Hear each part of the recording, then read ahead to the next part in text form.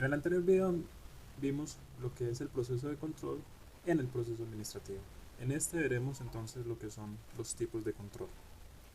La dirección puede implementar diferentes tipos de controles y entre estos están controles que se realizan antes que empiece la actividad, controles que se pueden realizar mientras transcurre la actividad y otros controles que se pueden implementar cuando finalmente termina la actividad. Entonces, los controles que se realizan antes de que empiece la actividad son controles preventivos. Los controles que se realizan o que se implementan mientras transcurre la actividad los llamaremos controles concurrentes, y los controles que se realizan al finalizar la actividad los llamaremos controles de retroalimentación. Veamos los primeros, los controles preventivos.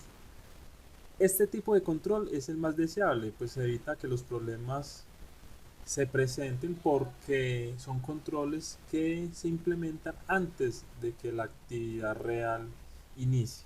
Entonces, esos son controles que están dirigidos hacia el futuro.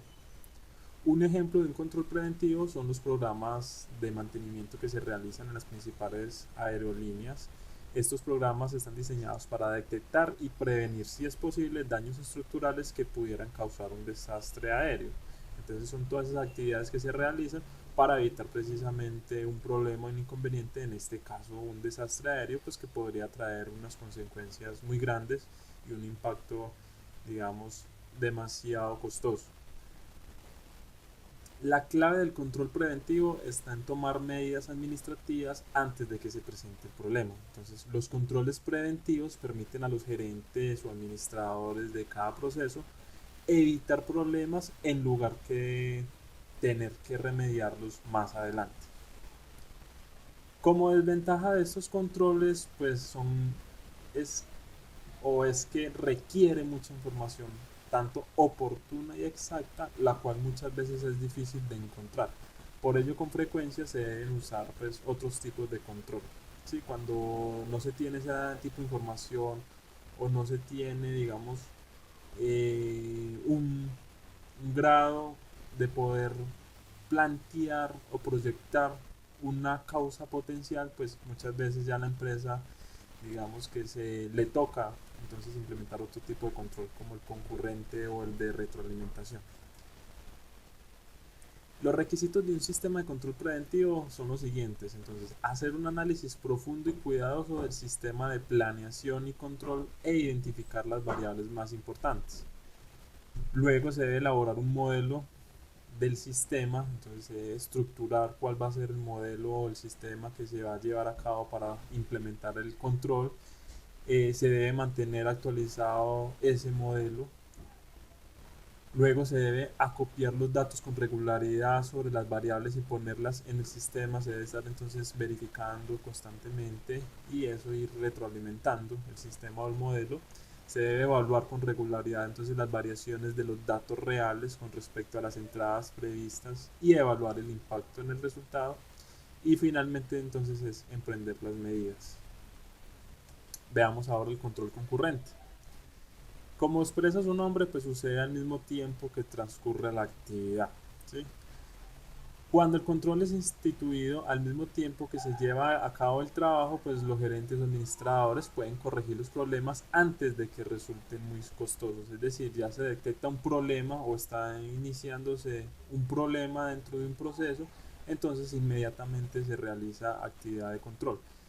La forma más conocida de un control concurrente es la supervisión directa, ¿cierto? Cuando el empleado es supervisado, pues se puede vigilar las acciones que éste está realizando y al mismo tiempo pues corregir los problemas conforme se vayan presentando.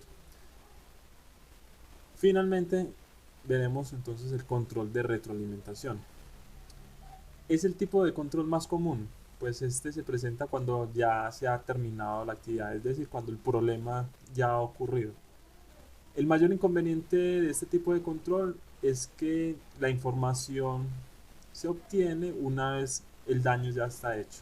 Entonces, eh, ese es el inconveniente más grande que tiene, ¿cierto? Ya el problema ha ocurrido. Sin embargo, en el caso de muchas actividades, este tipo de control es el único viable que tenemos a nuestro alcance. Sea porque la información pues o es difícil conseguir una información antes de que ocurra el problema, o muchas veces pues ya nos sale demasiado costoso implementar otro tipo de controles, o tal vez no es posible implementarlo.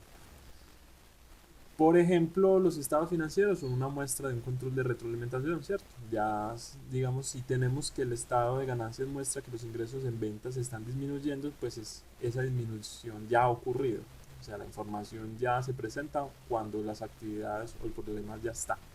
Entonces, en ese caso, solo está la alternativa de tratar de determinar por qué se disminuyeron las ventas y corregir la situación pues, para un próximo periodo. El control de retroalimentación tiene dos ventajas sobre el control preventivo y sobre el control concurrente. Entonces, en primer lugar, la retroalimentación ofrece información significativa acerca de cuán eficaz fue la planeación. Y segundo, es que este control podría reforzar la motivación de los empleados, porque me permitirá entonces, digamos, estipular nuevas metas de tal manera que en un próximo periodo pues se mejore las actividades o los procesos realizados. Para hacer las correcciones necesarias, entonces se debe establecer un programa de remedio e implementarlo para llegar al desempeño deseado. Entonces,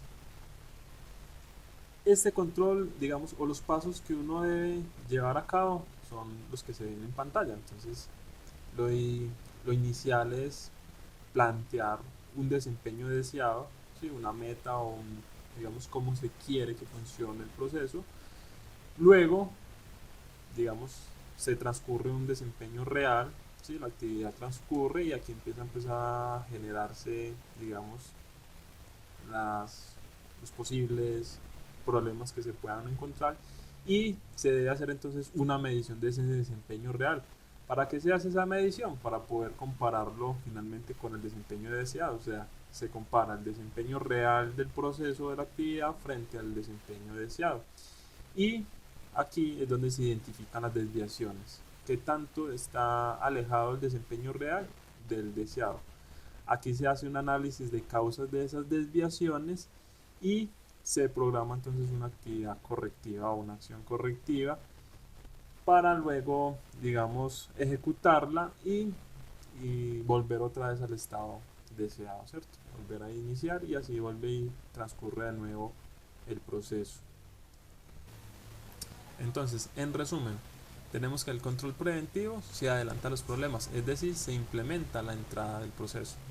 El control concurrente es el que corrige los problemas a medida que van ocurriendo, es decir, durante el transcurso del proceso.